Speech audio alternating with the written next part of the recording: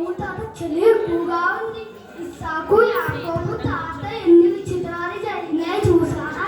ఏమి విచిత్రంరా? మరి అమ్మ గర్భం ధరించిందంట. ఎలిజబెత్ జక్కయ్య గారు మగ పిల్లవాడు పుట్టాడంట అంత ముసలితనంలో. అవునరా, అద్భుతం. మన ప్రవక్తలు చెప్పినట్టు మన బతుకులు మార్చడానికి మెస్సయ్య వస్తాడంట. కన్య గర్భాన్ని పుడతాడంట.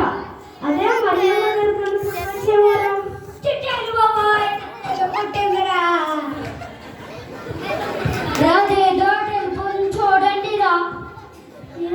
తాతా నేను చచ్చిపోతున్నాను రా. రే ఆగరా. ఒరే, అది పాము కాదురా, చిన్న పురుగు.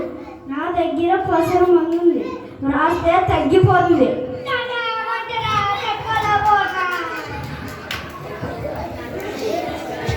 వెలుగు చూడండి ఎలా ఉంది. ఆ వెలుగు మన వైపే వస్తుంది చూడండి రా. అవునరా, వెలుగు మన వైపే వస్తుంది. నన్ను పట్టుకోకండి, నన్ను పట్టుకోకండి. మీరెవరు? ఆగండ్రా. ఏమిటి ఆ వెలుగు? నేను వెళ్ళి చూసి వస్తాను. నా వెనకాల నిలబడండి.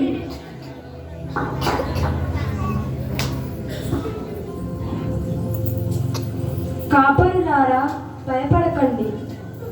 మీరెవరు? మమ్మల్ని ఏమి చేయడానికి వచ్చారు? మాకు చాలా భయంగా ఉంది. నేను గబ్రియేలు దేవదూతను. ఇదిగో ప్రజలందరికీ కలుగబోవు మహా సంతోషకరమైన సువర్తమానము.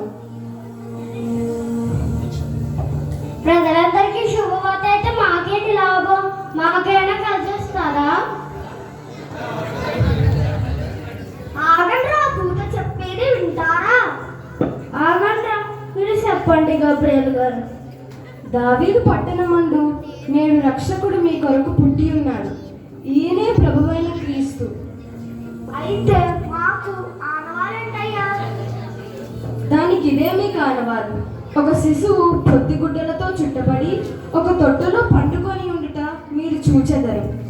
మేము ఆ ప్రభుని దర్శించుకుంటామయ్యా. సర్వోన్నతి స్థలములలో దేవునికి మహిమ. ఆయనకిష్టులైన మనుష్యులకు భూమి మీద సమాధానము కలుగునుగాక. అందరికీ శుభవార్త చెప్పుకుంటాం. లోకరక్షకుడి దగ్గరికి వెళ్దాము. అరే, నీకు నొప్పి తగ్గిపోయిందారా?